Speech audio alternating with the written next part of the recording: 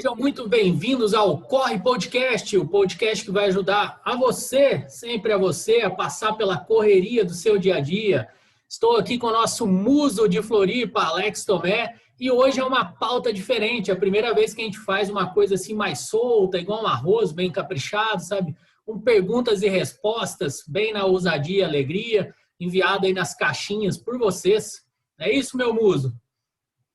Fala, Elton. Muito boa noite. Boa noite porque estamos gravando aqui de noite, né? Mas o arroz depende de quem faz, né? Porque, cara, quando eu faço, vira uma paçoca e não tem nada de soltinho aí no arroz. Fica, cara, ficando tudo junto.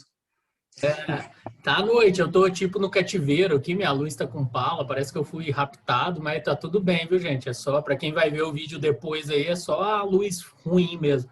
Ring light tá indo e voltando aqui, mas tamo vivo.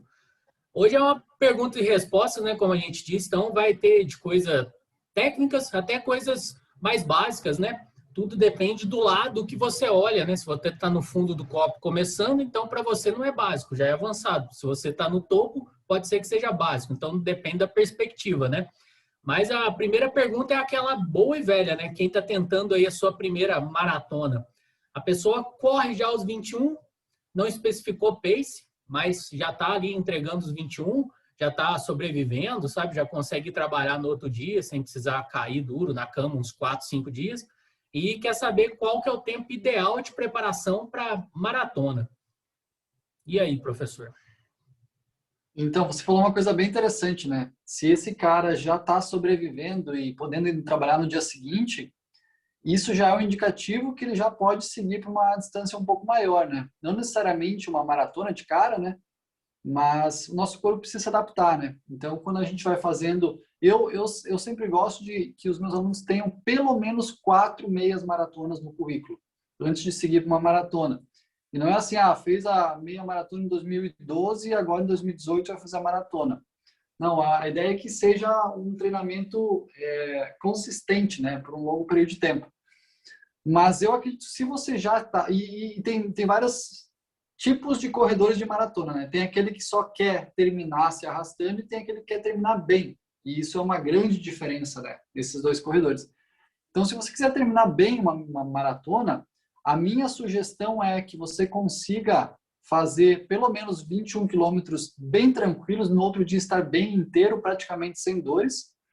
E a partir daí, pelo menos mais uns 6 meses. E aí a gente consegue fazer um treinamento. Porque eu gosto que os alunos cheguem a pelo menos até 60 quilômetros de volume semanal.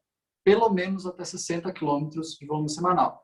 O que a gente tem nos artigos é que você está preparado, a sua musculatura está preparada para absorver uma maratona a partir do momento que você consegue fazer 100 quilômetros por semana. Só que isso, no nosso mundo real, não é viável, porque a maioria das pessoas faz uma maratona muito antes de chegar lá, né? Então, eu gosto de... Eu mesmo fiz maratona treinando 50 quilômetros por semana. E não fiz um resultado muito bom. Depois, quando eu fui para 70 quilômetros por semana, eu consegui um resultado muito melhor. Mesmo treinando só 4 vezes por semana, mas aí o volume dos treinos eram maiores, né? Então, a minha sugestão é, está correndo bem 21 km, vai fazer pelo menos mais uns 6 meses de treino, chegar aí até uns 60, 70 quilômetros por semana, e aí sim vai fazer uma maratona bem feita. Legal. O volume de treino impacta bem mais do que a questão de velocidade, né? Nesse caso, para uma maratona, para a primeira, né? O cara fazer ali o seu volume é bem melhor do que ele fazer um tempo rápido, por exemplo. Porque pensa o seguinte, se você não consegue, não aguenta de cansaço fazer 50, 60 quilômetros uma semana, é muito improvável que a sua musculatura esteja pronta para fazer uma vez. Inicial é você conseguir absorver aquele volume de treino. Se você absorver o volume de treino, aí sim você pode começar a pensar em velocidade, porque pensa uma pessoa que faz 50 quilômetros por semana e só faz rodagem leve, e uma pessoa que faz 50, mas faz uns treinos intervalados muito intensos. Então, existe uma grande diferença entre essas duas pessoas, né? Quem faz os intervalados intensos também tem uma carga de treino maior, né? Mas exige mais do nosso corpo isso. Então, eu gosto de trabalhar com escadinha. Chegou a 50, 60 de volume e está se sentindo bem, Aí você vai começar a colocar uns intervalados. Você pode ir subindo já com intervalados também, né? Isso não é uma verdade absoluta. Mas organiza bem e a partir do momento que você chegar uns 50, 60, com volume bom e conseguindo fazer uns intervalados no meio, aí a probabilidade de você se dar bem na maratona cresce bastante. Legal. Tô olhando para baixo aqui para quem vai ver o vídeo, porque eu anoto, tá? Aqui não vai dar o contraste, mas eu anoto coisas que eu acho interessante para depois usar, né? Criador de conteúdo é assim o tempo inteiro. Quantos km você fez de volume na sua primeira maratona? Foi nessa faixa de 50 a 60, estourando assim. Não chegou a ser tudo não, mas eu já tinha 3 meias assim de volume e tal. Já estava correndo, mas achei que eu fui bem, mas eu poderia ter sido melhor, sabe? Mais assim, mais precavido, digamos, mas foi talvez uma afobação minha já de querer fazer.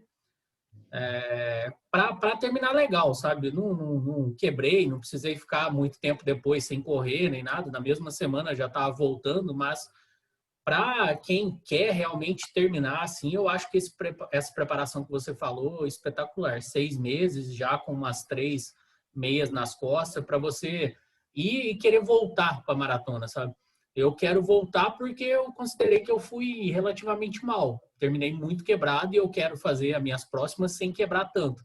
Mas para um cara que traumatiza aí pelo sofrimento, eu acho que ele não queria voltar não, sabe? Tipo, já matei minha vontade, tá tudo certo. E eu vou falar por mim, tá? Eu fiz a minha primeira maratona e eu só tinha 2 meias maratonas. E eu fiz a primeira maratona, terminei muito mal, quebrei violentamente, acabei em 4 horas e 20 minutos, eu acho, e fiquei depois 3 meses sem colocar o tênis de corrida. Eu ainda não era treinador, mas eu senti na pele o que é um erro desses. E olha só, por muito pouco eu não abandonei a corrida, por um erro estratégico, né? De fazer uma maratona no momento que eu não estava pronto para isso. Tanto que depois eu fiz mais 2 maratonas e a última eu fiz em 3 horas e 36. Então é uma redução de quase 1 hora. Então você vê qual é a diferença. E eu terminei a prova querendo fazer para a próxima. Então, muito bem, sabe? Então, isso é uma coisa que é legal tomar cuidado para que não se crie, como você falou, né? Acaba criando um ranço e o cara diz assim, cara, não quero mais correr na vida porque eu fui muito sofrido agora. Então, isso acaba afastando muita gente do esporte, né? Acho que a maratona, ela é além de ser a cachorra do Elton, ela é uma distância meio cabalística, né? Todo mundo quer fazer uma maratona e é muito legal você treinar para isso. Mas se eu falar para as pessoas que, geralmente, se você está começando a correr agora, até correr uma maratona, tempo de segurança seria uns 3 anos, treinando, evoluindo. Se eu falar isso para um aluno chegar para mim, ele vai dizer assim, cara, eu vou para a próxima assessoria, tchau. Então, é bem complexo lidar com isso, né? Então, a gente vai aos pouquinhos deixando a pessoa entender e sentir. Às vezes a pessoa está fazendo aí 30, 40 km por semana e já está sentindo que tá difícil, está cansado. Aí você fala assim, olha, a gente vai ter que dobrar isso para fazer uma maratona. Daí a pessoa pensa, opa, realmente eu não estou tão pronto assim. E quando você vai evoluindo aos pouquinhos, de uma maneira saudável, progressiva, você vai vendo que daqui a pouco fazer 50 já não é um desafio tão grande, fazer 60 está tranquilo. Então, aí sim a gente pode começar a pensar em ter uma experiência legal, né? Porque pensa você em fazer você treinou lá 1, 2 anos para fazer a prova e você sofreu o trajeto inteiro. E aí não faz sentido, né? Então, a ideia é que você vá lá e curta o trajeto e aproveite aquele momento e chegue no final se sentindo bem, podendo caminhar até em casa, enfim. E aí, eu acho que isso é bem interessante a gente pensar também na nossa saúde, né? Ah, não, com certeza. Fazer por fazer é o que você disse. Muita gente não respeita o trajeto, né? Que muitas vezes é mais gostoso do que a prova, né? Eu tenho aprendido isso, principalmente agora, nos últimos tempos, que nós não temos, falando em maratona, é minha cachorra, tá? Ela tá latindo aí, então tá tudo certo. A pessoa gosta pouco de corrida, que a cachorra chama maratona, para quem não sabe. Mas esse período sem prova está sendo legal para mostrar realmente quem curte a corrida, né, cara? Quem gosta de correr ali, do treinamento, do processo em si, mais até do que correr provas em busca de medalhas, né? Às vezes aquilo ali é um estímulo para você e tudo mais, né? Buscar uma medalha, buscar uma prova, mas para quem é amador e gosta da corrida, está sendo uma bela faculdade mental assim para você, né? É uma coisa interessante, só um adendozinho. Eu li esse dia uma coisa legal sobre essa questão mental, né? Nós estamos até para trazer uma psicóloga, uma galera que fala mais disso, mas a corrida, galera, é um start, assim, é uma válvula de escape para a tua serotonina, para os teus hormônios. O problema mental, a galera fala muito, a corrida resolve meu problema mental. Não é bem assim, uma coisa é uma coisa, outra coisa é outra coisa, já diria o poeta, mas isso vai ficar para um próximo episódio aí do podcast. Mas sempre a gente fala nessa questão, né? E muitas vezes é até perigoso isso, né? Ah, tem um problema aqui, não sei o que, eu vou correr que resolve. Não é bem assim, né? Você continua precisando de um tratamento, de um profissional, de um psicólogo, alguma coisa, né? A corrida vai te ajudar nesse processo. Um leve adendozinho. Mas sabe o que eu acho bem interessante nisso? Como hoje está bem livre, aí a gente está com pauta livre, a gente Livre para voar. pode vaguear um pouco mais. Eu acho muito interessante assim, porque pensa o seguinte, o Elton chega em casa e agora o Elton vai ficar com o Elton por 1 hora, sem olhar celular, sem ligar o computador, sem ligar a TV, sem pegar um livro. Você vai ficar sozinho por 1 hora, você com você mesmo.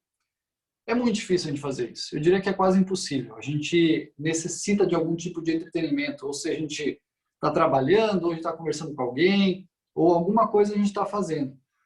Quando você vai correr, se você não está usando um fone de ouvido e você está sozinho, é você com você mesmo.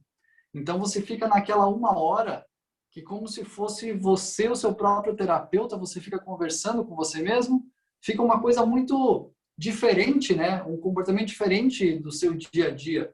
E eu acho que muitas vezes a gente resolve algumas coisas em função disso, porque a gente dá a oportunidade de pensar, de ficar sozinho e de não ter distrações. Então, por isso que eu acho que a corrida ela é bem interessante nessa parte. É uma coisa bem legal mesmo. Eu acho que tem muita gente que vence a depressão. Claro que tem a parte hormonal, tem todas as outras coisas que a corrida traz, mas essa coisa de ficar com você mesmo é muito legal, cara. E a gente resolve muito problema. É muito legal mesmo. Legal. Só para avisar que a gente está ao vivo lá no Instagram, tá? Dando um bastidor aqui para a galera de brinde.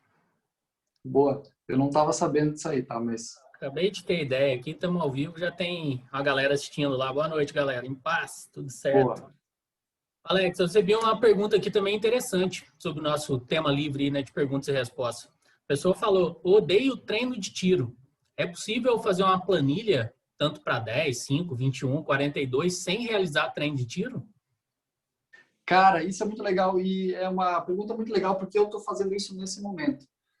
E sim, é possível porque a maioria de nós, a maioria das pessoas, dos corredores, não está ainda entendendo o que é o treino leve. O treino leve deveria ser mais leve. O que é o treino leve? É você sair para correr e conseguir conversar com alguém sem se... E você chegar, terminar o seu treino pensando assim, eu poderia ter continuado correndo, eu não estava fazendo um esforço tão difícil assim que eu tivesse que parar. O que acontece é que a gente geralmente vai um pouquinho mais, a gente vai para moderado, a gente acelera um pouquinho, porque a gente quer acabar antes, enfim, por várias variáveis. Então, nesse momento, eu estou treinando uma outra maratona. Então, eu estou fazendo um teste, que eu vou colocar todo o meu volume de corrida, que vai chegar até 100 km por semana, só de treinos leves, porque eu vou correr uma ultramaratona, né? E eu vou enfrentar subidas também, né? No final de semana eu faço subida, então eu faço treino de fortalecimento muscular também, para me ajudar nas subidas e descidas. Mas o que é muito importante quando você treina leve, você treina o seu coração para ficar bombeando sangue com mais eficiência. Você acaba deixando o sangue que passa nas nossas veias, as nossas veias elas ficam mais flexíveis, elas se expandem mais, então passa mais sangue. E para chegar lá no músculo, a gente acaba criando umas veias capilares, e elas então distribuem o sangue com mais facilidade. O sangue precisa chegar no músculo para gerar energia, porque a gente vai chegar nas mitocôndrias, e a mitocôndria que é onde a gente produz energia. Quando você treina leve, você acaba aumentando a densidade mitocondrial, que é você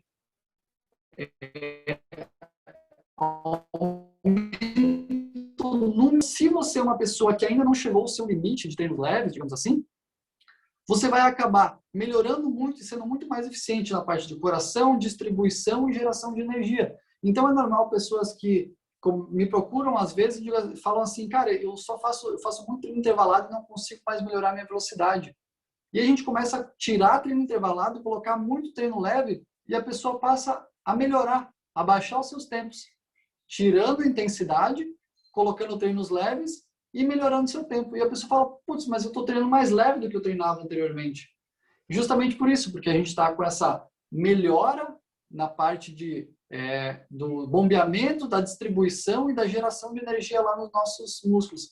Então, sim, se você fizer um período de treinos leves, e é muito legal que a gente faça todos os anos, treinos bem leves mesmo. Você vai ver que a frequência cardíaca geralmente baixa, a sua percepção de esforço baixa. Então, eu indico para praticamente todo mundo, todos os anos, fazer um período de treinos muito leves. E aí também isso é legal porque quando você faz treinos intervalados, você acaba tendo maior impacto. Então, articulações, ossos acabam sofrendo um pouco mais. Quando você tira isso e faz treinos mais leves, você dá um descanso para articulações e ossos e você acaba diminuindo a sua probabilidade de lesão também. Então, acho que é muito interessante essa ideia de fazer um período só de treinos leves. Acho que as pessoas que nunca fizeram isso têm muito a ganhar. Então tem salvação, galera. Dá para fazer planilha sem treino de tiro. Ou também tem os tiros disfarçados, né? Em progressivos, em regressivos, né? A pessoa nem sabe que está fazendo tiro, mas no final está fazendo, né? Só complementando isso, tem 3 coisas que é muito legal que a gente melhore como corredor e como corredora. Uma delas é economia de corrida, que é isso que eu falei, treinos leves, aumento de volume de treino e treinos de força também melhoram isso. A segunda coisa é o limiar anaeróbio, que daí são aqueles intervalados mais extensivos, 2 quilômetros, 1 quilômetro, 3 quilômetros, até 20 minutos, assim, mais ou menos, entre 6 e 20 minutos. E também a parte de VO2 máximo, que aí quando você faz treinos mais curtos, 400 metros, 300 metros, geralmente dura aí até no máximo 2 minutos e meio e é muito intenso. Então, olha só, 3 faixas, né? VO2 máximo muito intenso, até 2 a 3 minutos.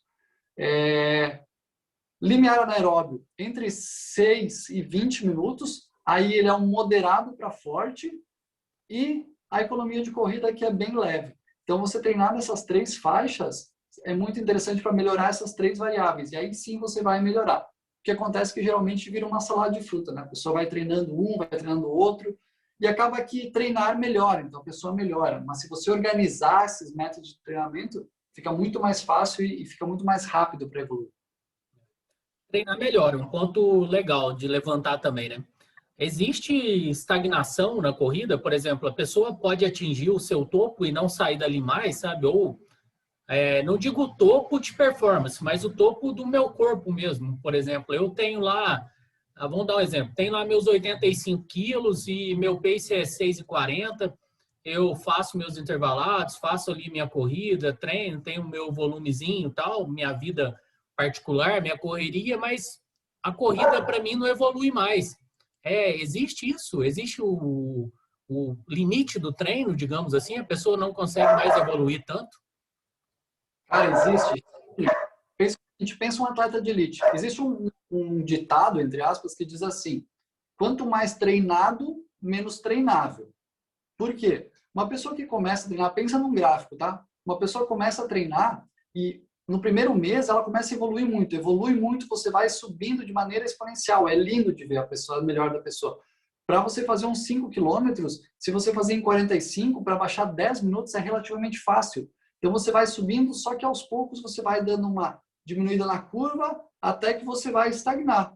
Pensa nos atletas de elite. Um cara que faz 5 quilômetros em 14 minutos, para ele baixar para 13,50 é muito difícil. E a gente está falando em 10 segundos. Um amador baixar 10 segundos é muito fácil. Quer dizer que ele ainda tem muito espaço para evoluir. Agora, se você quer melhorar e você está estagnado, você precisa fazer algo diferente. Você comendo a mesma coisa, treinando a mesma coisa, ficando no mesmo peso, você não vai melhorar, porque você está fazendo a mesma coisa, né? Você está repetindo aquilo que já deu resultado, mas já não dá mais resultado. Então, você tem que pensar em alguma coisa diferente. Baixar o peso, fazer treinos de fortalecimento, mudar o estilo de treino, às vezes descansar, e quer dizer que o corpo está tão cansado que ele já não consegue mais evoluir. E aí descansar vai ser um grande alívio, digamos assim, para o seu corpo. Então, Se você está estagnado, é bem normal acontecer. Para você mudar isso, você tem que pensar em fazer algo diferente, algo que você ainda não fez. Aí, o que é esse algo que você não fez? Aí não sei, tem que avaliar individualmente o que é cada um, né? Mas existe sim como melhorar. E às vezes até eu digo assim, ó, às vezes se você já tem um treinador, conversa com ele para mudar o método, ou às vezes até troca de método, troca de treinador. Isso é bem normal entre nós treinadores acontecer isso. De uma pessoa parou de evoluir, porque eu tenho um método de treino que eu tendo a seguir. É óbvio que eu individualizo, mas eu tenho um método na minha cabeça. O outro treinador, o Elton, ele vai ter outro método de treino. E talvez aquele método de treino do Elton seja melhor para essa pessoa. Então, é legal a gente conversar com o aluno, porque eu tenho alunos que eu treino há 7 anos. Então, eu conheço todos os padrões daquele aluno. Então, às vezes a gente conversa para ver se tem uma forma diferente de fazer algo para evoluir mais. Então, é bem legal isso de fazer algo diferente para ter um resultado diferente. Se você fizer a mesma coisa, você não vai ter resultados diferentes. Algo precisa ser ajustado, né? Peso, tipo de treinamento, ou não, né? Ou também você está satisfeito ali com a corrida da mesma forma a vida inteira. O importante é se exercitar, tá tudo certo também, né? Ninguém quer que você fique aí igual louco performando, não. Uma coisa que eu faço, sempre eu acho legal, isso eu faço comigo, eu procuro provas com estilos diferentes. Então eu faço, às vezes eu faço uma ultramaratona, aí eu faço um triatlon, aí eu faço uma maratona, daí eu faço uma meia, daí eu volto para ultra. Então, por que eu faço isso? Porque isso faz com que eu dê estímulos diferentes para o meu corpo. Eu treinar para uma meia maratona é muito diferente de eu treinar para uma ultramaratona. Então, eu dando esses estímulos diferentes fica mais fácil, não deixo o meu corpo se adaptar e estabilizar. Eu geralmente não faço 5 e 10 porque é muito sofrido, dói muito. Eu não gosto muito. Acho que a pior prova que mais dói é os 5 quilômetros. As pessoas não entendem isso, mas eu acho que é a pior prova. Sei bem. Tenho lá um RPzinho no 5, mas não tem interesse nenhum em baixar, sabe?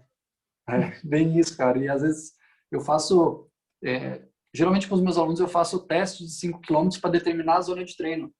E aí quando o cara chega na planilha, ele vê, puta, teste de 5 quilômetros. Nossa, fudeu, essa semana vai ser foda.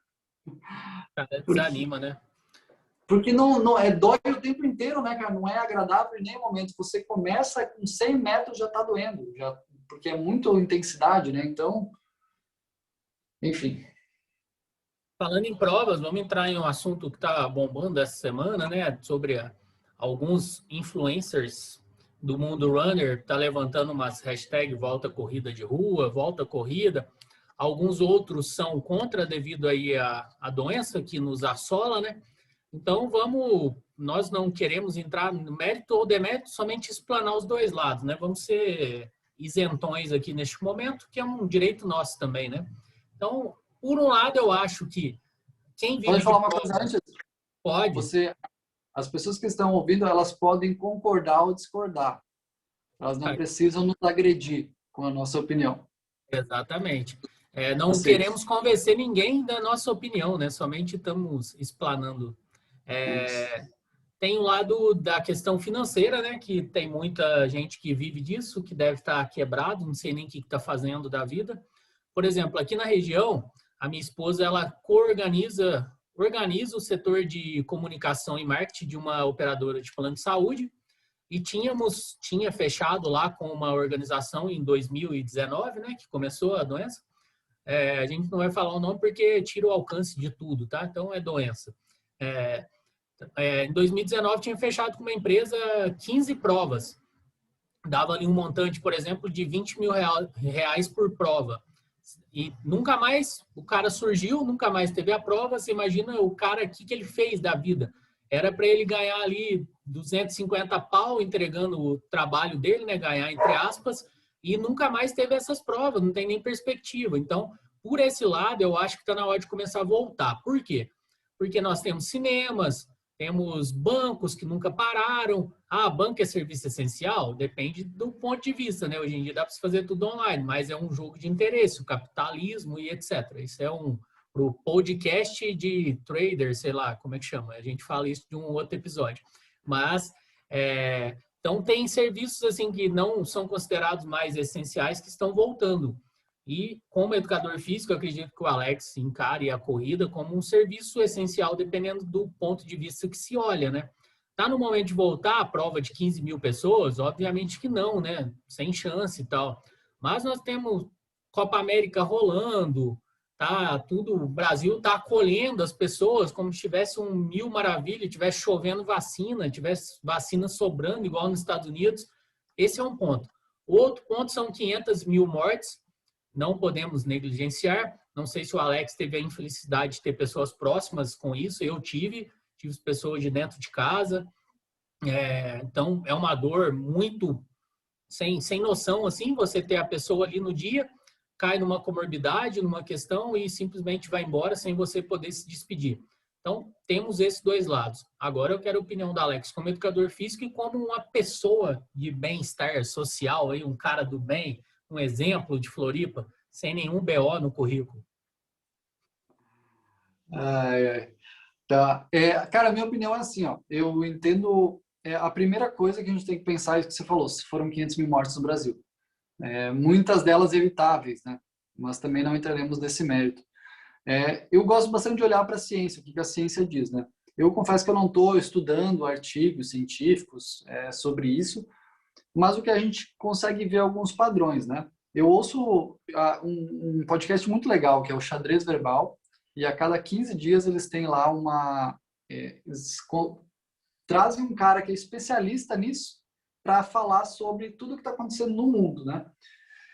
E, cara, assim, realmente é muito difícil. A situação no Brasil é muito difícil ainda, né? A gente não está nem perto de resolver a situação, mas a gente já vê algumas coisas. Por exemplo, eu moro aqui no meu bairro, tem um mercado. Se eu vou no mercado nesse horário, agora é 19h10, eu tenho certeza que haverão mais de 200 pessoas dentro do mercado. Todo mundo de máscara, tudo certinho, como tem que ser. Beleza. Eu vou domingo, em Floripa, existe a Via Amiga do Ciclista, que domingo eles fecham a beira-mar. Fecham não, eles diminuem o espaço dos carros da beira-mar para as bicicletas treinarem.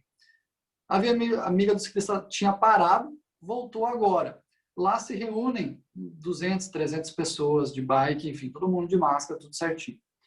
A beira-mar de Floripa, se você vai no sábado à tarde, tem muita gente. E que legal que tenha muita gente, porque a gente já percebeu que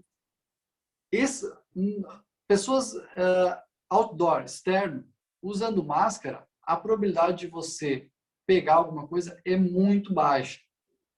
Então, aí a gente tem um padrão. Externo de máscara. Beleza. Sem uma aglomeração. A gente não tem como colocar uma prova de 40 mil pessoas, de 10 mil pessoas, de 3 mil pessoas. O que eu penso é que provas organizadas, por exemplo, eu vou participar de uma prova em setembro que tem 150 pessoas. 150 pessoas, se você organizar todo mundo de máscara, largando em ondas, talvez de 10, 15, 20 pessoas, essas pessoas praticamente não vão se encostar. Então, e é como você falou, existe um mercado por trás disso, muita gente que depende disso financeiramente. Mas, obviamente, eu estou defendendo o meu, né? E eu não perdi ninguém. Então, para mim, fica muito fácil falar sobre isso. Mas eu acho que aqui já foi feito eventos testes, né? Aqui em Floripa, e deu tudo certo, não teve problema nenhum. Então, eu acho que aos pouquinhos, de maneira controlada, a gente pode realmente pensar em voltar. Mas, como eu falei, desde que se sigam os protocolos de segurança. Inclusive, vai ter uma prova aqui em Floripa em novembro. Eu olhei o site deles ontem. Cara, eles têm uns protocolos muito legais e reais, assim, que dá para seguir.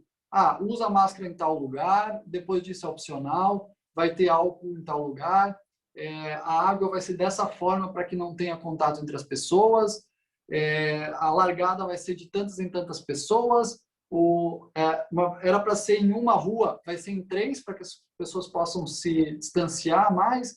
Então, existe todo um trabalho muito consistente das organizadoras também. Então, eu acho que, se a gente pensar em Floripa, se não me engano, casamentos até 100 pessoas está liberado. Num local fechado, pessoas bebendo, obviamente não vão estar usando máscara, e não tem problema nenhum nisso, porque também existe um mercado de casamentos.